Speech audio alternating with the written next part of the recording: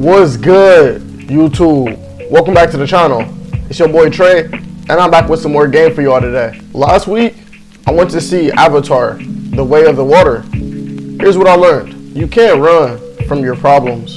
The longer that you put off dealing with your problems, the more difficult they become to deal with. In the movie, the main character, Sully, he had to face the fact that the humans were coming for him because of what he did in the first Avatar. Obviously, he betrayed the military and he helped the Na'vi. So they were coming for him.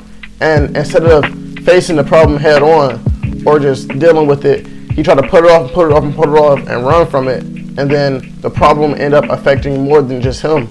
See, when you have a problem in life and you have an issue, if you continue to procrastinate dealing with it, you're going to give it time for it to metastasize.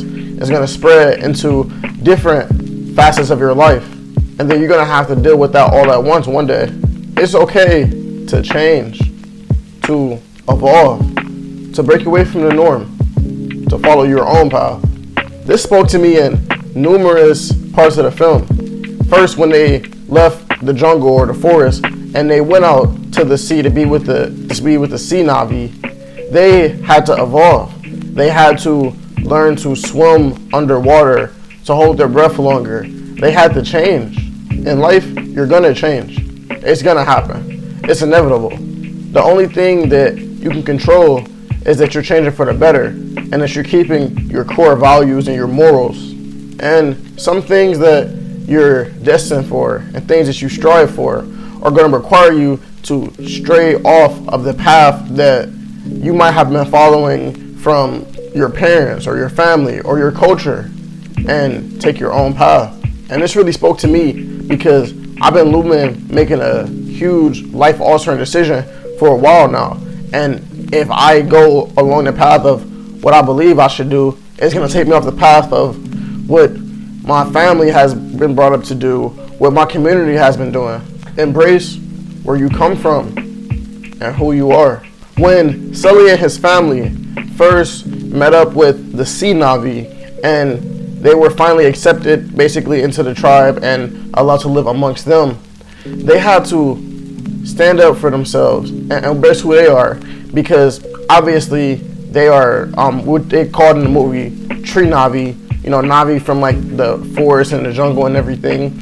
And the sea Na'vi, their skin is different. Their tails are a lot thicker to help them swim.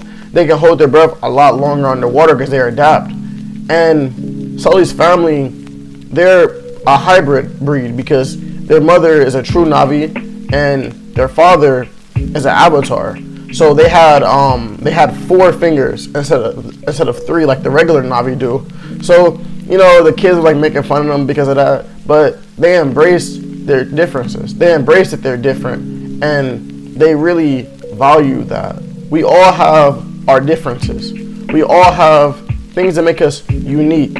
We all have our flaws, if you consider some things to be flaws. But you can't just act like they don't exist.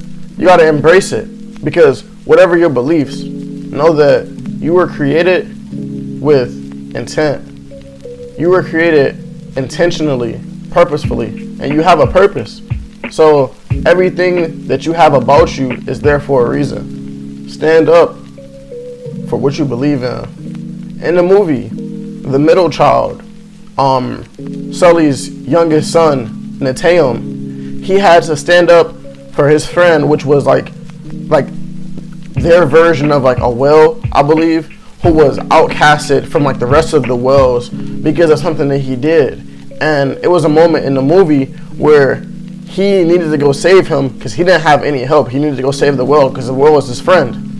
And nobody else would go warn the whale because he was an outcast. And Natayam put himself in harm's way because he wanted to help his friend, because that's what he believed in. In life, there's going to be things that you might believe in, and for you to stand up for those things, you're going to put yourself in harm's way, both figuratively and quite literally. But if it's something really worth it, you got to stand for it, because if you don't stand for anything, you'll fall for everything. family is the most important thing. As long as you have family, you're good. And I'm not saying that to sound insensitive to your everyday problems and issues that you have to deal with, but the way I see things is that as long as I got my mother, I'm good. Like I can get through anything, because my mother is in her mid-50s. When my grandmother, my mother's mother, turned 50, she passed away. So my mother didn't get to have her in her 50s. I get to have that. So as long as I got her, I'm good. My 96-year-old grandfather, he's my best friend in this world. As long as I got him, I'm good. I can get through anything.